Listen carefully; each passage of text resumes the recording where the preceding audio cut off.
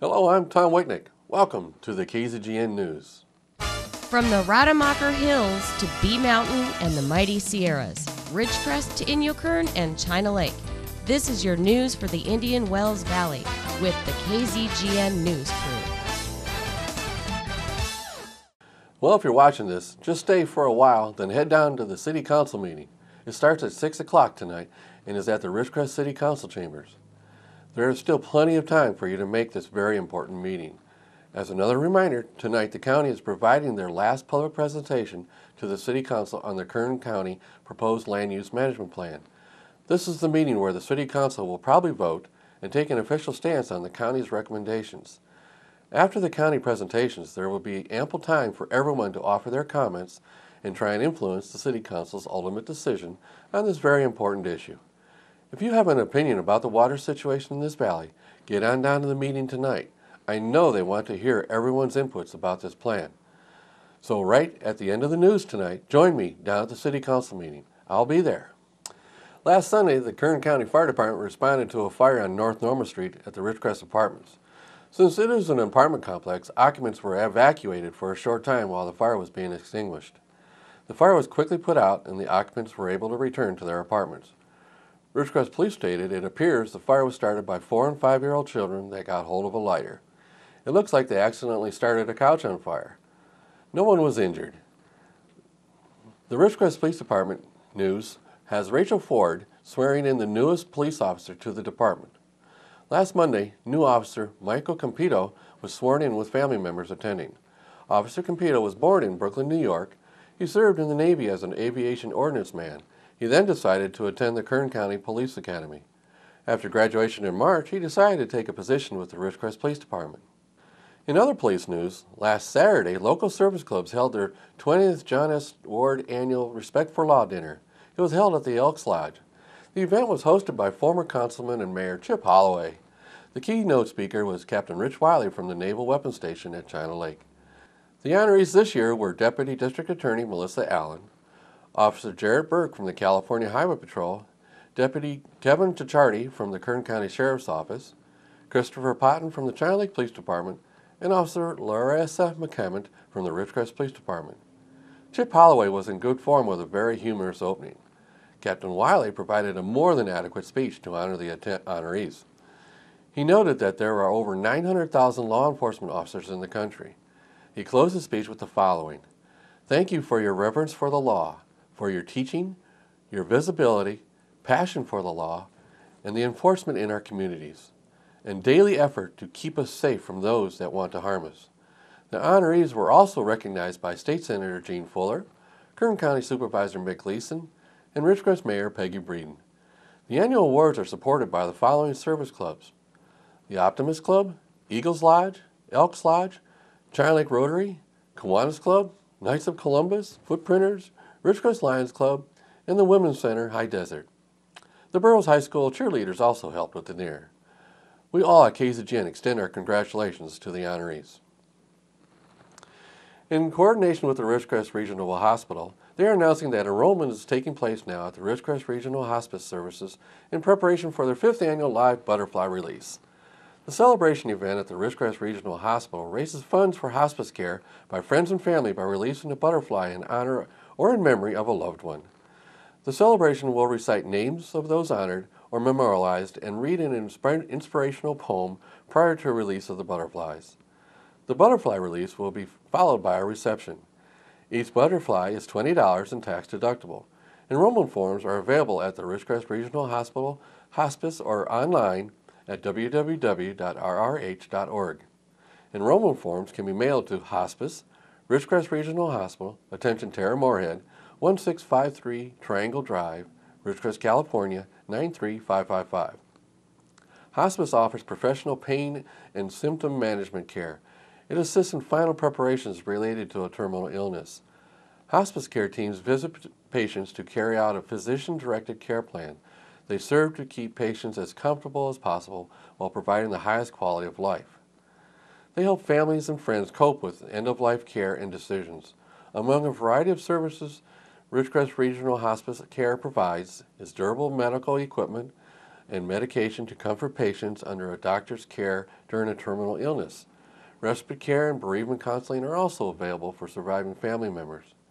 Moorhead let KZGN know that hospice is a benefit under many insurance plans and can be billed directly by private industry as well as Medicare, Medi-Cal, and TRICARE plans.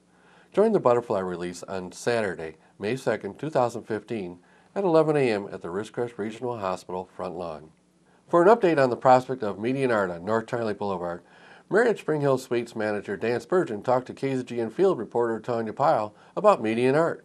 Spurgeon said that a subcommittee of the Ridgecrest Planning Commission held their first planning meeting where the committee was tasked with designating art for all the medians. At their first meeting, the board decided on petroglyph art on China Lake Boulevard. The subcommittee will meet with Caltrans to obtain their guidelines and rules at their next meeting, the second Tuesday in April. He said Doug Luke already has commitments from artists Milt Burford and Olaf Dodd for art on the China Lake medians. Spurgeon said the art will provide a permanent enhancement to the city and attract clientele of the already 1.1 million people drawn to the Death Valley area last year alone. He cited the area as the fourth highest attraction in the state, with Yosemite being second and the San Francisco Wharf being number one. He said the art will attract people to all that historic, natural, organic, and true. As to whether the city would contribute to the art, Spurgeon said the Planning Commission subcommittee determined funds would be contributed by private business or private individuals. As for whether art would be billed on the other attractions, such as off-road sporting events, Spurgeon spoke favorably of such events, saying his hotel is full on weekends because of the events. Spurgeon said marketing a community is marketing your assets, and said there were other areas in medians where other beautiful art would be featured and displayed. And now stay tuned for Burroughs Bits when we come back.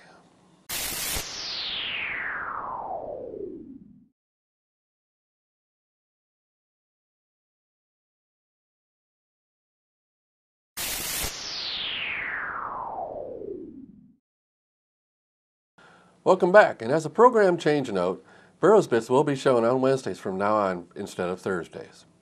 And now here's Burroughs Bits. From the Burroughs High School TV studio, I'm Lindsay Hill with the Burroughs Video Bits for Wednesday, April 1st, 2015.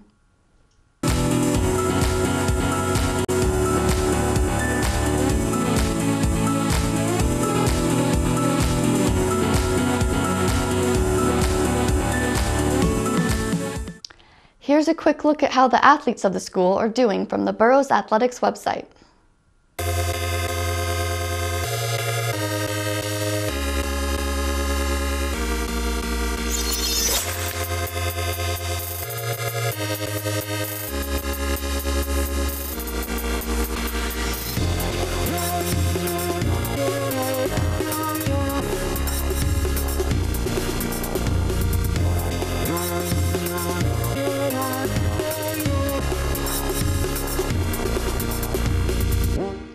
The library is ordering new books and wants your input.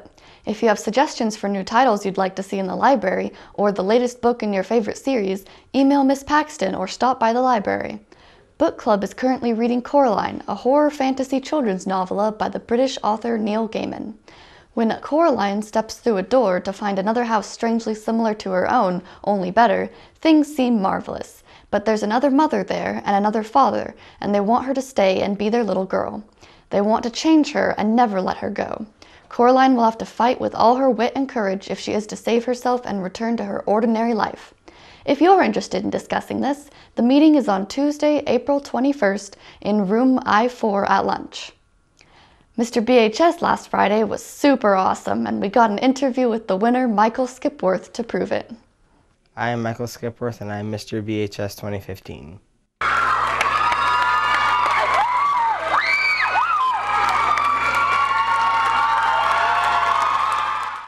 Relay for Life is coming up on April 17th. It will be held in the school gym for all day for teams and individuals to participate, and if you also raise at least $100, you get to stay and play games and watch movies all night long. See Mrs. Rosenberg in the Counseling Center and go to the Relay for Life website for more information. Prom is right around the corner on April 25th. This formal dance is for juniors and seniors or guests of juniors and seniors. If you are planning on taking someone who's not a Burroughs student, you need to fill out a guest permission form. You can find them in the Sherman Shack or in the front office. They are due by Tuesday, April 21st. Hey seniors, if you're thinking about auditioning to speak or perform at graduation, then get your routine and speech ready. Auditions for speeches will be Tuesday, April 28th in the ASB room D28. Auditions for a performance will be Wednesday, April 29th in F1. You must be a senior in good standing to be chosen, and your speech or routine must be exactly the same at graduation from what you auditioned. If you are interested, please come to D28 during lunch to sign up. Did you know that babies start to get more pronounced personalities starting at the age of 2?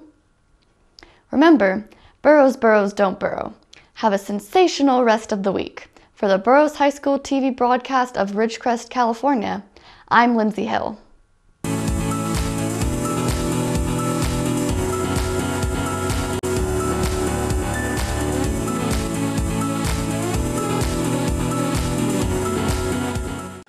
Last Friday, the Ridgecrest Republican women hosted Kern County Supervisor Mick Gleason. His comments about the Kern County Land Use Management Plan recommendations stated that the plan is not the total solution, that he's happy it is being so well vetted by the public. He said the plan is undergoing changes as we speak, and until those changes are released, more comment is difficult. He did state that the Navy and the Indian Wells Valley Water District have both reduced water consumption, but then he also added that agriculture has increased water consumption. He said the EIR is not going to solve the problem, but it is expected to bring balance to the problem. He said yet to be done as part of what the balancing process will be to research the following: water importation, water treatment, and water conservation.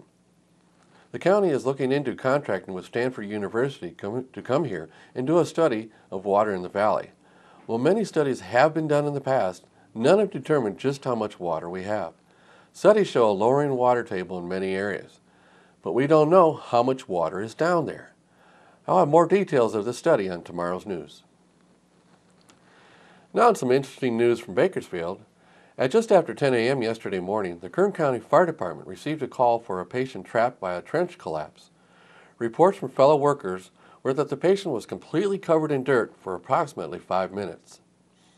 3 co-workers entered the trench prior to the firefighter arrival and began digging for the patient. Initial reports were that the patient was unconscious. When the first arriving crew from the Kern County Fire Department Old River Station arrived, they found that the patient was conscious and complained of pain in his hip and legs. The patient was still trapped in the dirt to just below his chest. Crews used boards to stabilize the trench and minimize a potential secondary collapse. 2 firefighters entered the trench with co-workers and assisted in digging the patient out.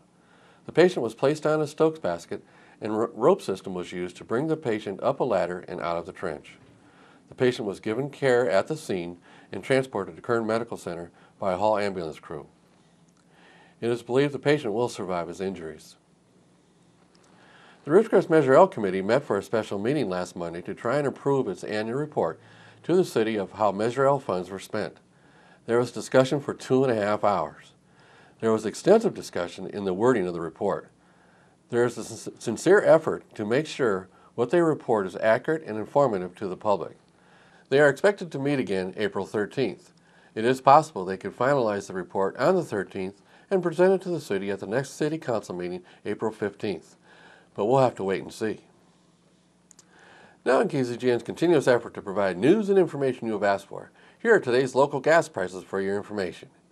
As of this morning, Ridgecrest is ranging from $2.99 to $3.39. Lancaster is ranging from $3.05 to $3.39. The LA Valley area is $2.97 to $3.23, and the Bishop area is sitting at $3.23 to $3.39. We have 3 stations come in at the $2.99 cost. I would add that we have 3 Ridgecrest stations cheaper than Costco in Lancaster. We will be providing these prices 3 times a week, Mondays, Wednesdays, and Fridays. Of course, we at KZGN always suggest you fill up here to support our local economy. Remember, when you pay sales tax out of town, you are helping those cities pave their streets instead of here. Stay tuned for weather and sports in just a couple minutes.